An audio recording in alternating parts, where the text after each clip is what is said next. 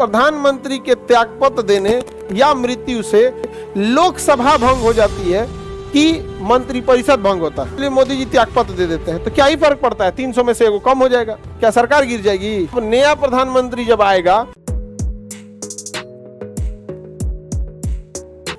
In case कभी प्रधानमंत्री की मृत्यु हो जाती है तो इन्हें सबको त्यागपत्र देना होता है, क्योंकि ये सब किसके हिसाब से काम कर रहे थे।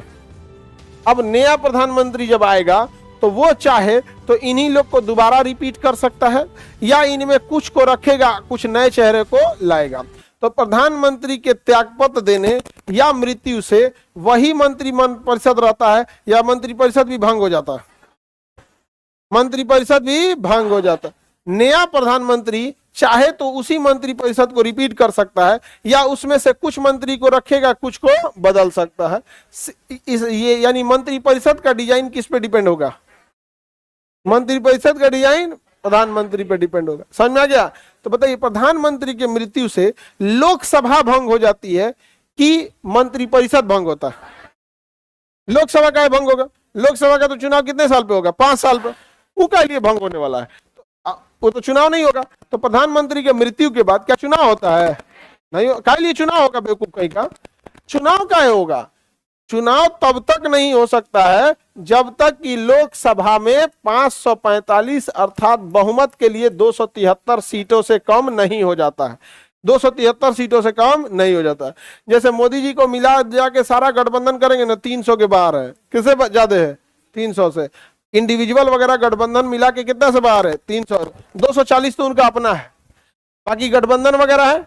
अब मान के चलिए मोदी जी त्यागपत्र दे देते हैं तो क्या ही फर्क पड़ता है, 300 में से एगो कम हो जाएगा, क्या सरकार गिर जाएगी?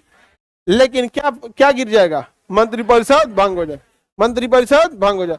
तो प्रधानमंत्री के मृत्यु या त्यागपत्र से मंत्रिपरिषद भंग हो जाता है, लेकिन लोकसभा भंग नहीं होती है, अर्थात दोबारा चुनाव की जरूरत नहीं आती है, उनकी जगह कोई और आता है। इंदिरा गांधी की हत्या कर दी गई थी तो क्या लोकसभा भंग हुआ था? नहीं। क्या भंग हुआ था? मंत्रिपरिषद। राजीव गांधी की हत्या कर दी गई तो क्या लोकसभा भंग हुआ? क्या हुआ? मंत्रिपरिषद। लोकसभा तभी भंग होगा जब बहुमत ना हो पाए। क्या ना हो पाए? बहुमत ना हो पाए। अगर बहुमत नहीं होगा तो, अगर बहुमत डाउन हुआ तो तब चुनाव होगा। तो लोकसभा एक ही शर्त पे भंग होगी, कब? जब बहुमत समाप्त हो जाए तब। किसी को दिक्कत? बताएंगे। मंत्रिपरिषद किसके प्रति उत्तरदायी है? हाँ, पीएम के, राष्ट्रपति के प्रति। मंत्री किसके प्रति उत्तरदायी है? उत्तरदायी माने जो क्वेश्चन पूछेगा उसी का ना उत्तर दीजिएगा। किसके प्रति उत्तरदायी है? राष्ट्रपति के प्रति उत्तरदायी है। इसके अलावे ये लोग मंत्री जो होते हैं वो राज्यसभा का इंसान मंत्री बन सकता है कि नहीं? लोकसभा का बन सकता? अरे गधा, जो कुछ नहीं है वो भी बन सकता है। तो राज्यसभा का भी मंत्री बन सकता है, लोकसभा का भी मंत्री बन सकता है। लेकिन मंत्री के लिए जो कुर्सी लगाई जाती है वो लोकसभा में पहला बेंच पे होता है। समझ में आ गया कि नहीं आ गया? लोकसभा में दाहिनी साइड में क्या होता है? पहला बेंच। दाहिनी साइड में मंत्री हमेशा लोकसभा में किधर बैठेगा? राइट साइड में। किधर बैठेगा? राइट साइड में। अब विपक्ष इधर बैठेगा? लेफ्ट साइड में। क्या कहें? लेफ्ट साइड में। इसीलिए देखेंगे लेफ्ट की विचारधारा है, लेफ्ट ये है वो है दुनिया भर का। अब मंत्री किधर बैठेगा? राइट साइड में। अब बता, राज्यसभा का है तो भी कहां जाके बैठेगा? लोकसभा में।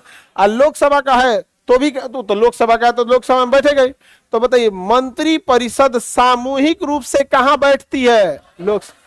अर्थात सामूहिक रूप से किसके प्रति उत्तरदायी है? लोकसभा। अगर आपको सवाल पूछना है अपने मंत्री से तो एक काम कीजिए, अपने यहाँ के सांसद से कहिए कि हमारी ये समस्या है। अब वह सांसद जाएगा संसद में और वो जाके सवाल पूछेगा किसे? मंत्री से। तो बताइए, इंडिविजुअल मंत्री राष्ट्रपति के प्रति उत्तरदायी और सामूहिक रूप से मंत्री किसके प्रति उत्तरदायी? मंत्रिपरिषद सामूहिक रूप से किसके प्रति उत्तरदायी? किसके प्रति? लोकसभा। राज्यसभा का सदस्य भी मंत्री बनने के बाद कहां बैठता है? तो ज्यादा पावरफुल राज्यसभा की लोकसभा। सारा काम मंत्री को करना है, मंत्री थमा दिए किसको? लोकसभा। एस जयशंकर साहब कहाँ बैठते हैं? कहाँ के? लेकिन जब वोटिंग होती है तो कहाँ जाता है? जब वोट डालना होता है, बहस करने होगा तो कहाँ पे? लोकसभा। जब वोट डालना होगा तो अपने जो जिस सदन का है वहां लौट जाएगा।